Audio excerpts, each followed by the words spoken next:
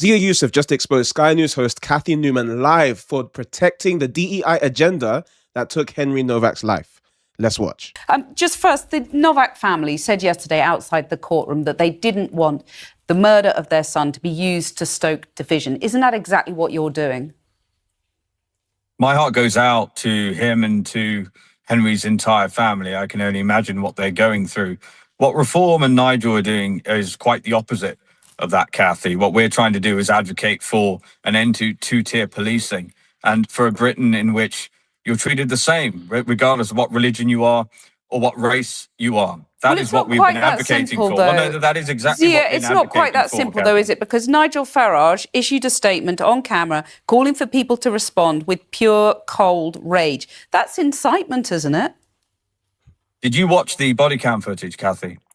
I did watch the body cam footage, and I also watched Nigel Farage's statement. And what emotions did you feel? Cathy, what emotion did you feel having watched it? I'm asking you whether that's incitement. With respect, I'm asking you what emotion you felt having watched the body cam I'm conducting this interview, so I'm asking you Henry Nowak being read his incitement. rights having been arrested, Cathy.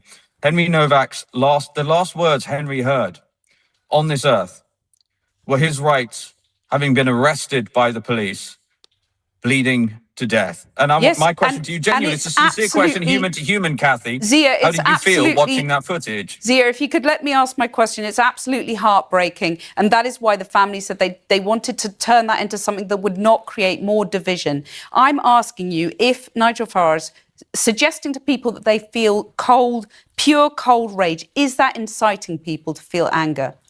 She doesn't realise that Henry Nowak is the symptom of the problem, not the cause of it. You felt rage the minute you saw that video. If you didn't feel rage when you saw it, you're not human. Well, Cathy, you have not answered my question, which is what emotion did you feel having watched that body cam footage? I'm interviewing you, so I would like you to ask that question. Is that incitement or not? It's simple. Okay, well, I will tell you, having watched that footage myself, I was furious about it. I think millions of people in this country of all sorts of races and religions, based on the people who are speaking to me and sending me messages constantly, they were absolutely furious about it as well, because it was a crystal clear example of two-tier policing. And how on earth the police, upon attending the scene, took more seriously an accusation of racism than an accusation of having been stabbed. Well, Henry said repeatedly to the police that I've been stabbed. And the police said, and this is burnt into my memory now, it's so horrifying, the police responded with, I quote, "I don't think you have, mate." So the burden of proof was on Henry to prove that he had been stabbed, and yet there was no burden of proof on the murderer who had accused Henry of racism. And if that doesn't make you angry, if I could just ask a question, because otherwise we're not. This is supposed to be a conversation. I'm not saying that I'm not angry. My heart is broken for the family, of course, and it is enraging. I understand that, but I'm asking about the fact that politicians are stoking this anger has consequences, doesn't it? You know, there is a police officer who is in hiding because of death threats.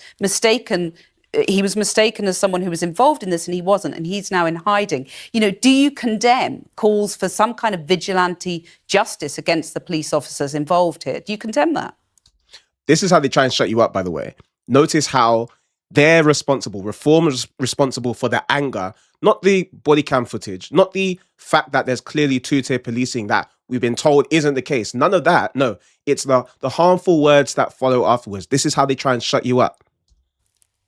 Sorry, who's calling for vigilante justice against officers? There are death threats online circulating. There's misinformation circulating online. Do you condemn that? Do you sympathise with the police officer in hiding? Of course I would condemn that, and I take exception to this notion that connecting that with anything that Nigel said. But are you saying, Cathy, that it is inappropriate to take anger that people feel as a result of this tragedy for political purposes? Is that what you're putting to me? I'm listening to what the family has said, and they said they don't want this terrible tragedy to be used to stoke division. And that is what we have. We have this huge political row now. We have Nigel Farage making claims that white lives matter, which is a slogan that was used by, the UK's largest white supremacist group. Are you happy with him using that phrase?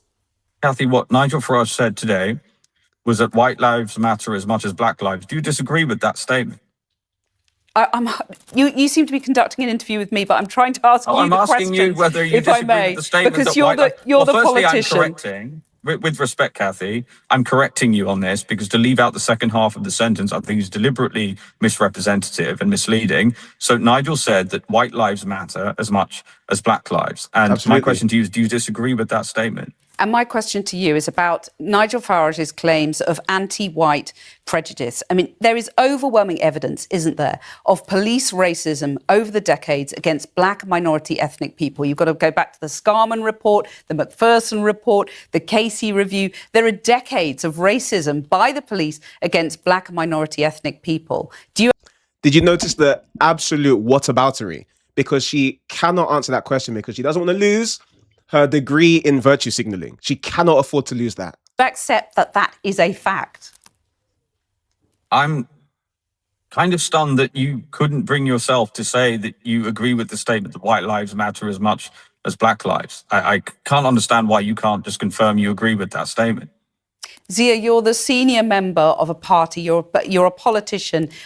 My job is to hold you to account. So I'm asking you these questions. And I would love you to answer that question about racism against black and minority ethnic people by the police. There are a lot of people who are angry because they see every day, the stop and search data. They see that. They see the deaths of black people in police custody. And they're saying, where is your anger about that?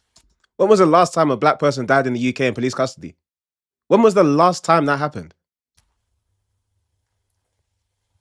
Well, again, I don't understand why you can't bring yourself to confirm that you agree with the statement that white lives matter as much as black lives. Clearly, it is unacceptable for anyone to be discriminated against based on immutable characteristics by the police or anybody else.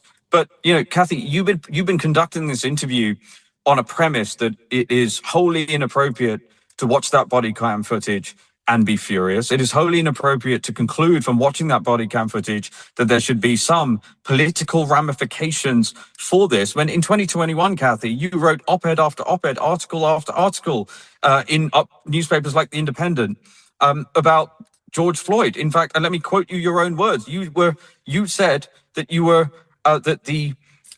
expressed delight that the BLM hashtag transported, and this is a direct quote from you, Cathy, transported the rage of George Floyd's death across the four corners of the globe. Zia, so I've said the point to that we you, are making Zia, is that I've said to you, a totally different reaction. Are angry, a totally different reaction, Cathy. Not just from you. I'm only putting that to you because I'm speaking to you now. But I'm afraid this has been endemic across most of the media landscape in this country and the institutions in this country. And the reality is this: because Henry was a white man, you seem to be interviewing simply unwilling to accept that this sort of thing exists. Cathy Newman is protecting the system, the DEI agenda that took Henry Nowak's life. This is why you can't trust them. Firstly, they're coming out and saying, if you make this political, then you're disrespecting a grieving family.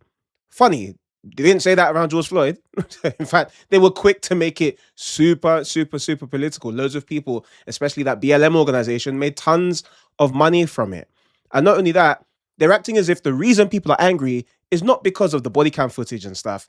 It's because of Nigel Farage, Zia Yusuf, the far right, as if it's not clear. If Nigel Farage and Zia Yusuf left the face of the earth and no one ever saw them again, people would still be angry because it's about a system that is failing the native white British population. Let's just call it for what it is.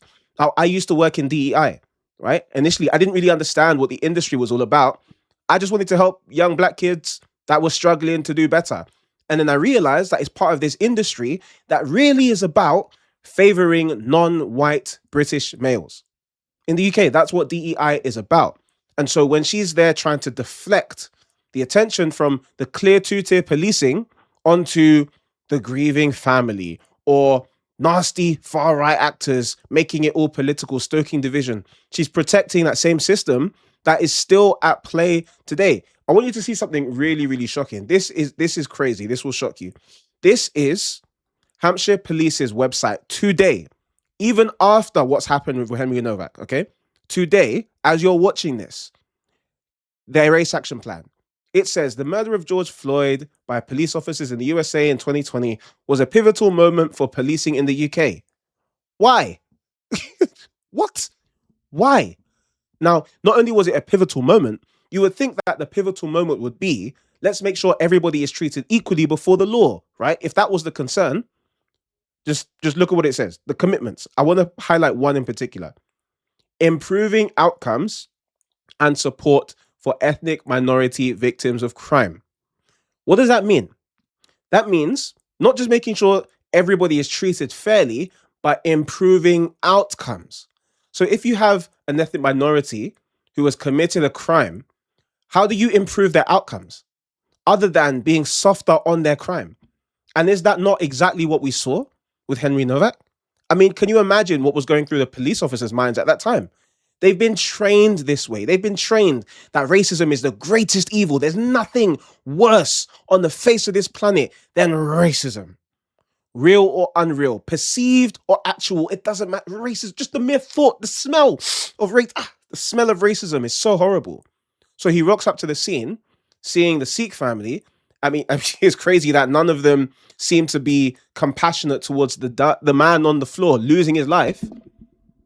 But they see the Sikh family and they're tending to him. You know, are you okay? He's hurt his eyes and whatnot. If you see the body cam footage, it is horrendous.